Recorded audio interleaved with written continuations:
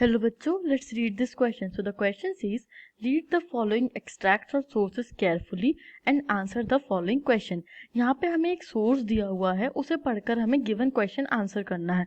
Let's read the source. Source says, it is said of passive resistance that it is weapon of the weak, but the power which is the subject of this article can be used only by the strong. This power is not passive resistance. Indeed, it calls for intense activity.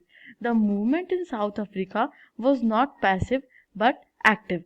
यहाँ पे एक statement दिया हुआ है, एक paragraph दिया हुआ है जो कि पैसिव रेजिस्टेंस के ऊपर बात करता है. पैसिव रेजिस्टेंस मतलब कि इनडायरेक्ट तरीके से रेजिस्ट करना. रेजिस्ट मतलब प्रोटेस्ट करना, किसी के अगेंस्ट आवाज उठाना, ऐसा.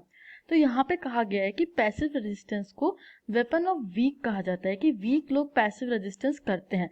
बट एक्चुअली जो ये आर्टिकल है, सब्जेक्ट ऑफ दिस आर्टिकल, इसमें इतनी पावर है कि ये सिर्फ स्ट्रॉन्ग लोग ही यूज कर सकते हैं.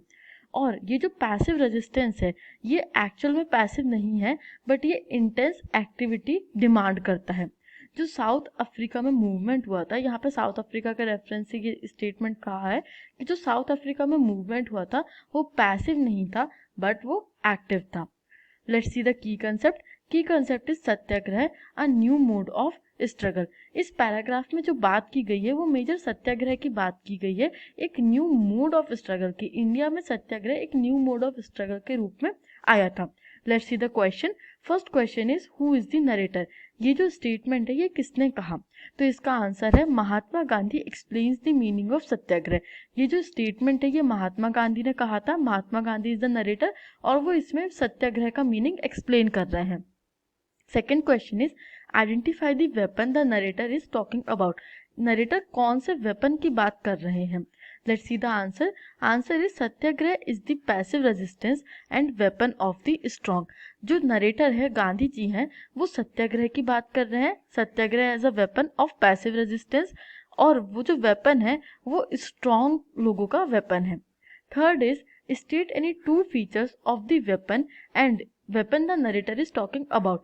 जो वेपन नरेटर बात कर रहे हैं उसके दो फीचर्स बताइए. So the answer is Satyagraha was a non violent method of mass agitation and it emphasized upon the power of truth. It said about appealing to the conscience of oppressor to see the truth. जो सत्याग्रह था वो सत्याग्रह की बात कर रहे हैं as a weapon of resistance, और सत्याग्रह था वो नॉन वायलेंट मेथड था मास एजिटेशन का. मास मतलब कि एक लार्ज स्केल लोगों के एजिटेशन का नॉन वायलेंट मेथड था. ये एम्फेसाइज करता था ट्रुथ की पावर पे, सत्य की पावर पे. और it said about appealing the conscience, मतलब कि हम ऑपरेसर को रियलाइज करवाएंगे कि हम ट्रुथ के लिए फाइट कर रहे हैं और ऑपरेसर भी इस ट्रुथ को देखें.